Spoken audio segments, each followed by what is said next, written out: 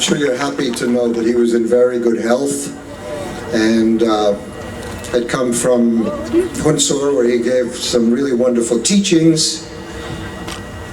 And I wasn't there for that, but friends of mine told me that there were really extraordinary teachings, a very difficult teaching that His Holiness was giving, and he was the way he was 20, 30 years ago, with a kind of power and precision and ability to teach with great energy.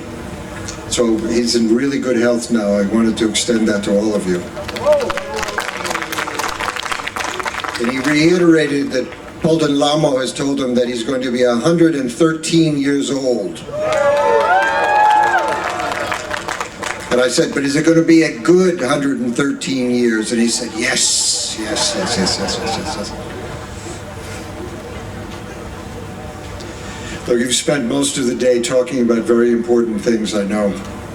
And much of it has been a litany of all the terrible things that the Chinese have done, and specifically the Chinese Communist Party and what they've directed their people to do to the Tibetans. And it's been a horror, a great tragedy, not only for the Tibetans but for the entire world. And it continues. And now with Tibetan children being taken away and put into boarding schools, and that's in quotes because it's really a complete brainwashing experience for these kids. The continuing degradation of the environment, the damming up of all the major rivers coming out of Tibet, which is going to cause huge problems downstream in India and South Asia. And clearly they've done it in such a way that there will be a time when they siphon off and redirect all that water to China. So this is a security and a survival problem for everyone in Asia and Southeast Asia. In America, we've done a lot. And we've been able to do a lot in 35 years at ICT, but even before that, we have a lot of friends in the Congress. We've always had good relations with all the presidents in all of that time. There is a moment of deep insecurity right now with what's going on in the US. But still, everyone I talk to in Congress is a loyal benefactor and protector of Tibet. So I wanted you to know the people are still there and care about you.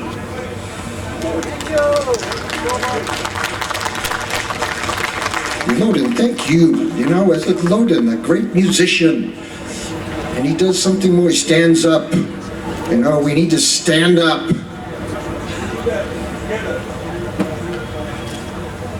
One thing that we do know over all these years is people are afraid sometimes to speak, and they said, well, we'll be neutral. And we know one thing very well: neutrality only helps the bad guys. Silence only helps the bad guys. So we do have to speak. And I have to speak from wisdom, and part of real wisdom is compassion, understanding, and love. That what we hate is hate itself. We hate anger, we hate ignorance, we hate unkindness. But I think there's going to be a time when things radically change in China, and we're all going to be brothers and sisters again, like we were many generations ago. But it doesn't mean we stop talking about what's happening in the world, and specifically with our Tibetan brothers and sisters.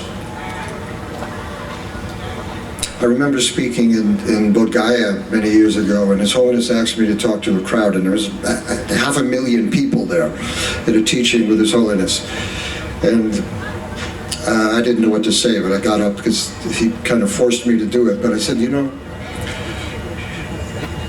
of course, everyone here in this crowd, it comes from all over the world, all over the Tibetan world, all over Asia, the plateau, north into Tuva and Boratia and Kalmykia and places all over the world who have an innate respect for what the Tibetan experiment has meant over the last 1,500 years when Buddhism finally took root in Tibet.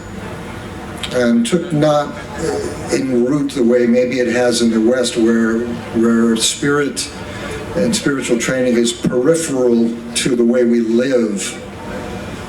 The Tibetans took this to heart, and they started to create institutions to really make their whole world loving and compassionate and kind. And so I found myself talking to a crowd there, and I said, look, you know, we're so fortunate here, we're able to take bodhisattva vows. And I said, of course, in the bodhisattva vow, our pledge is to release all sentient beings from pain. But maybe in that realm of all sentient beings, we can put the Tibetans in the head of the line and give them a little extra help.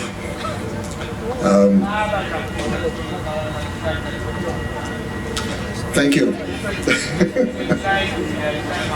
Thank you very much. Okay.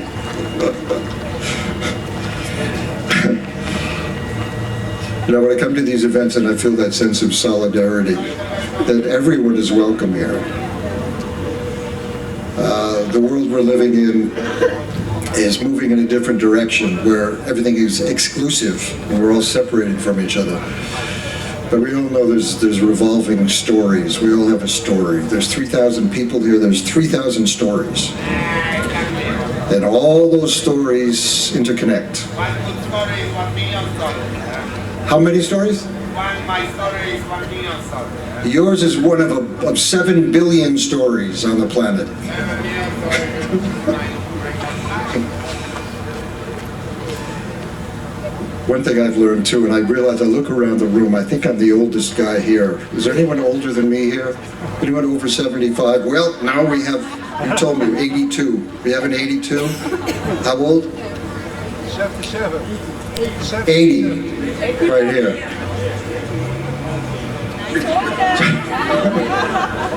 And His Holiness, yes, I'm being reminded, this man is going to be 90. And is smarter and wiser and more energetic than all of us put together.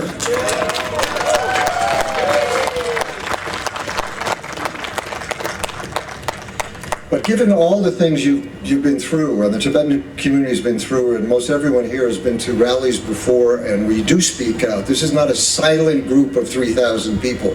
We stand up and we talk about these things. And we speak truth to power. And that's very, very important. But there's something I always remind myself, and I want to remind us all here. There have been other cultures that have gone through horrible, horrible things. The Tibetan community is different because there's a vision of possibility, a vision that includes everyone. Even the bad guys are included in the vision of possibility, where we can live together and take care of each other. And there's enough money, and there's enough food, and there's enough shelter, and enough care, and enough education for everyone. And we're not defined by our pain and by our suffering. We're defined by our ability to love, to care, to forgive, to embrace each other and take care of each other. And that's what's important about this movement. It's different from other ones. That's the vision that's fired me for the 45 years that I've been a very humble servant of this movement, and a servant to His Holiness. And His Holiness at that center of that vision of possibility, of love and embrace. And the fact that Tibetans are in this diaspora where you have to find homes everywhere around the world. I found a home with you.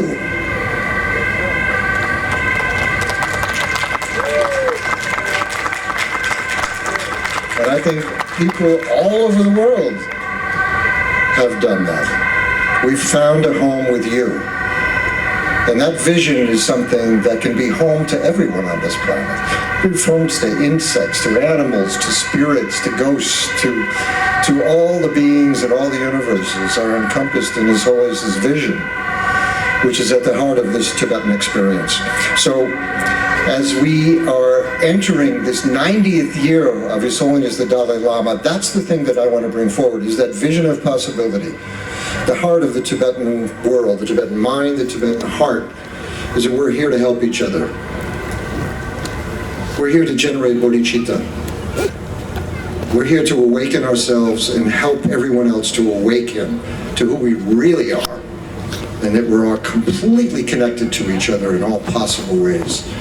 So long live this culture, but specifically long live His Holiness the Dalai Lama, and may he always, forever and ever be with us. Thank you so much. Tuji Ching. I have the honor to offer you a scarf to express our gratitude. Thank you, Richard, if I may, for your long and to the Tibetan people. We are truly, truly grateful. And I don't think any words is sufficient to thank you for what you have done for Tibet. We are truly grateful. Thank you so very much.